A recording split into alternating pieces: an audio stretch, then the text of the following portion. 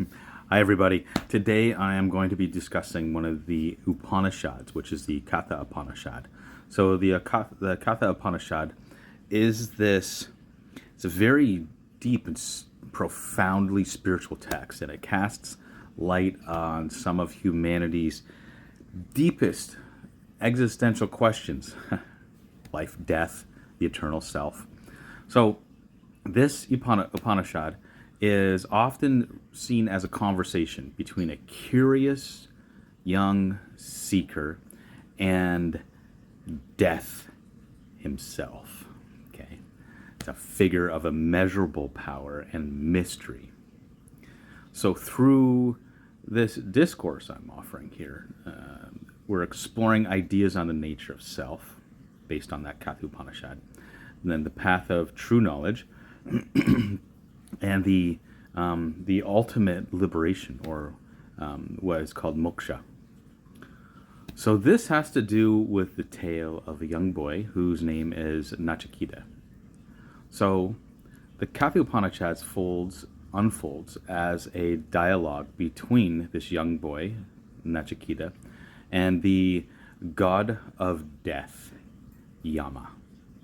So Nachiketa's story begins with a sacrificial ritual that's performed by his father, who offers frail cattle as gifts, hoping to attain merit in the afterlife. So Nachiketa, seeing the futility in his father's actions, he questions the authenticity of these sacrifices here.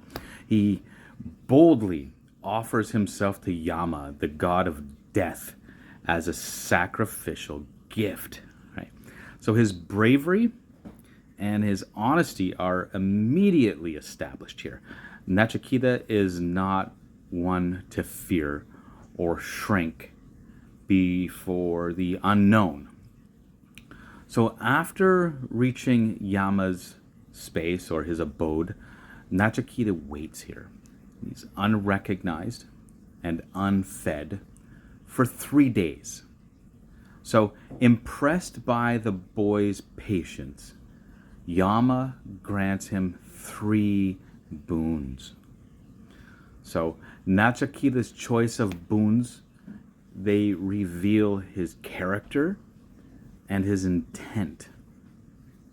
So, he first requests the welfare of his family, then knowledge of the sacred fire, and finally, and most significantly, the secret of what happens after death.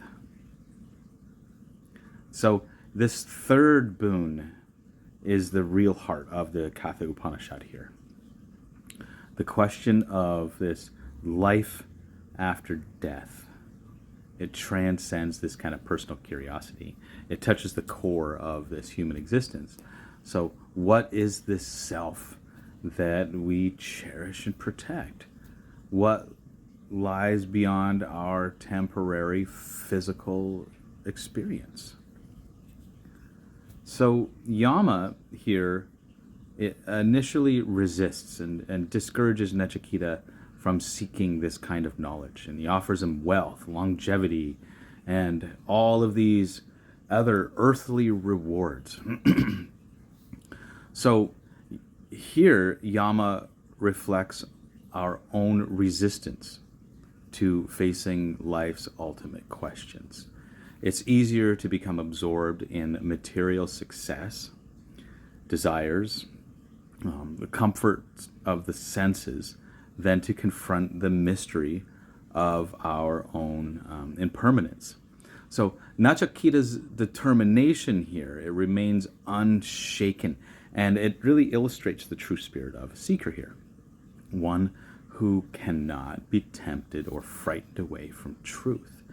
His steadfastness compels Yama to reveal teachings that have shaped the core of Vedic wisdom here. So at the heart of the Katha Upanishad is the teaching of the self, the Atman. So Yama tells Nachiketa, the wise who know the self as bodiless within the bodies, unchanging among changing things, as great and omnipresent, do not grieve. So here, Yama distinguishes between the transient self, which identifies with the body and mind, and the eternal self, which is unconditioned, unbound by this life or death. So this eternal self, the Atman, is the essence of each being, but it is often obscured by this ignorance and illusion. So the Upanishad draws an analogy to illustrate this. It likens the mind and the senses to horses pulling a chariot, where the charioteer represents the intellect. Okay? The Atman is the true passenger, and without wisdom as a guide, the horses, our senses, become unruly, leading us astray.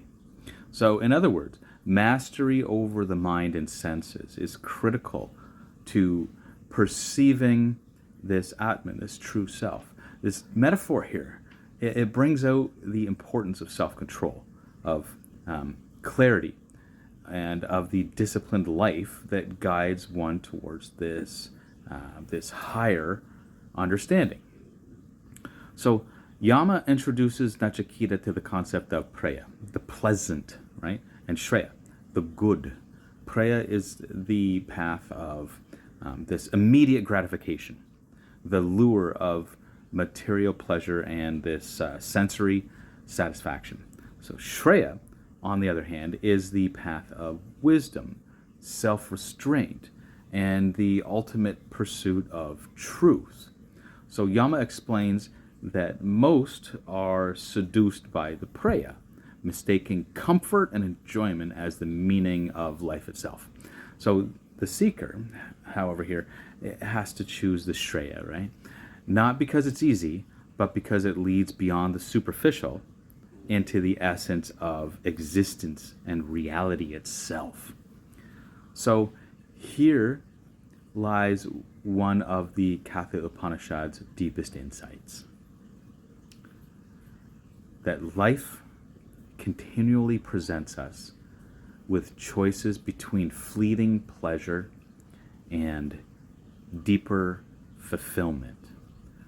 So by choosing Shreya, we transcend superficial desires, developing a capacity to see beyond dualities, beyond joy and sorrow, gain and loss. So this maturity doesn't diminish life's challenges, but it reframes our understanding, allowing us to perceive them as steps towards this unity with the Atman. So Nachiketa's question about death, it brings forth a revelation that's both humbling and liberating here. So Yama describes the deathless self, explaining that the Atman cannot die because it was never truly born. He states, the self is never born, nor does it die. It does not spring from something, and nothing sprang from it. This teaching here, it disrupts the notion that the individual self is finite. Instead, it aligns human identity with the eternal, with a cosmic rhythm beyond individual personality or mortality. So the Upanishad, it doesn't offer a simplistic answer about life after death, but instead, it suggests that realizing one's identity as the Atman renders this question meaningless. So when one knows oneself as beyond the limitations of body and mind, death loses its sting. So the true self is consciousness itself, untouched by the vicissitudes of form, unharmed by time. So this realization leads to moksha, liberation from this cycle of birth and rebirth. So Yama points out that the journey to self-realization requires the seeker to transcend both this desire and fear. So these emotions, they anchor the mind in the transient world, and desires create attachment and binds the self to impermanent realities. So fear, similarly here, it arises from attachment to the body and this sense of identity, and it fears its loss. So the wise person, Yama teaches, rises above both, finding peace in the knowledge of the unchanging self. So this state of equanimity is central to the Katha Upanishad's teaching that freedom lies not in the acquisition of more experiences, but in the release from their grip. So the Katha Upanishad here also introduces the notion of yoga as a disciplined path toward realizing this true self.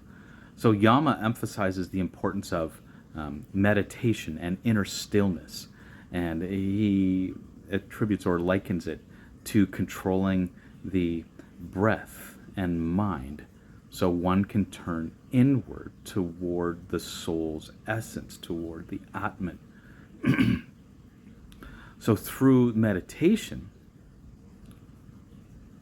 we can separate the self from the mind and body, recognizing the witness consciousness that observes but is not bound by external change. So the Upanishad describes this yogic journey as a kind of death in itself. It's the death of identification with the temporary and the birth of a life grounded in eternal consciousness.